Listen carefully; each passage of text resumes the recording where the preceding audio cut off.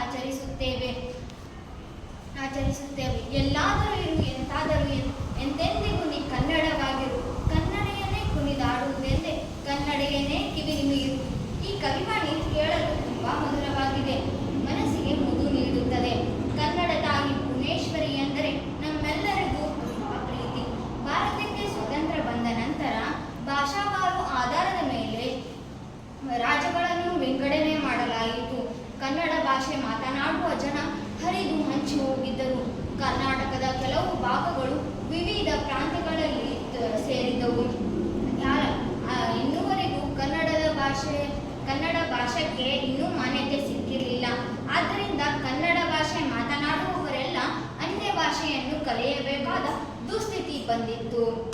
1890ರಲ್ಲಿ ಧಾರವಾಡದಲ್ಲಿ ಕರ್ನಾಟಕ ವಿದ್ಯಾವರ್ಧಕ ಸಂಘ, 1916ರಲ್ಲಿ ಕರ್ನಾಟಕ ಸಭಾ, 1915ರಲ್ಲಿ ಬೆಂಗಳೂರಿನ ಕನ್ನಡ ಸಾಹಿತ್ಯ ಪರಿಷತ್ತು ಸ್ಥಾಪನೆಯಾಗಿ ಕರ್ನಾಟಕದ ಏಕೀಕರಣಕ್ಕೆ ಚಾಲನೆ ದೊರಕಿತು. ಆಂಧ್ರಪ್ರದೇಶದ ರಚನೆಗಾಗಿ ಉಗ್ರ ಸ್ವರೂಪದ ಚಳುವಳಿ ನಡೆಯಿತು. ಆಗ ಸರ್ಕಾರ ಭಾಷಾವಾರು ಪ್ರಾಂತ್ಯಗಳ ರಚನೆಗೆ ಫಜಲ್ ಅಲಿ ಸಮಿತಿ ನೇಮಕ ಮಾಡಿ ಸಮಿತಿ ಸಲ್ಲಿಸಿದ ವರದಿಯ ಆಧಾರವಾಗಿ ಕರ್ನಾಟಕ ಏಕೀಕರಣಕ್ಕೆ ಕನ್ನಡ ಕುಲಪುರೋಹಿತರಾದ ಆಲೂರು ವೆಂಕಟರಾಯರು, Siddappa Kamble, S Nijalingappa, R H Deshpande ಇವರೆಲ್ಲರೂ ಹೋರಾಡಿದ ಪರಿಣಾಮವಾಗಿ ಇಂದು ಕನ್ನಡ ನಾಡಿಗೆ ಸೇರಬೇಕಾದ ಪ್ರದೇಶಗಳು ಮೈಸೂರು ರಾಜ್ಯದಲ್ಲಿ ವಿಲೀನಗೊಳಿಸಿ ವಿಶಾಲವಾದ ಮೈಸೂರು ರಾಜ್ಯ ಉದಯವಾಯಿತು.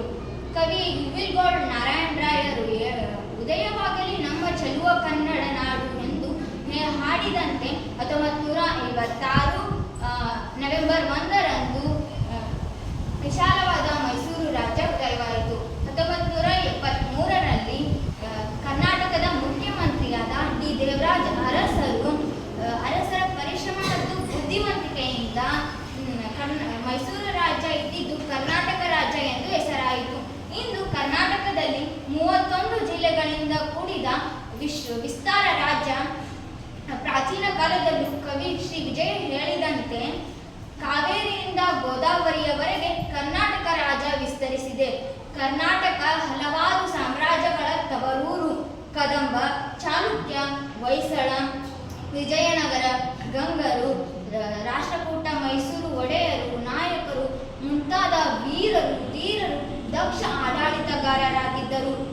ಅದರಲ್ಲೂ ವಿಜಯನಗರದ ಅರಸರ ಆಳ್ವಿಕೆ ಯುಗ ಸುವರ್ಣ ಯುಗ ಎಂದು ಪ್ರಸಿದ್ಧವಾಗಿತ್ತು. ಕನ್ನಡ ನಾಡಿನಲ್ಲಿರುವ ಬೇಲೂರು, ಹಳೆಬೀಡು, ಶ್ರವಣ ಬೆಳಗೊಳದ ಗುಮ್ಮಟೇಶ್ವರ, ಕಲ್ಲಿನ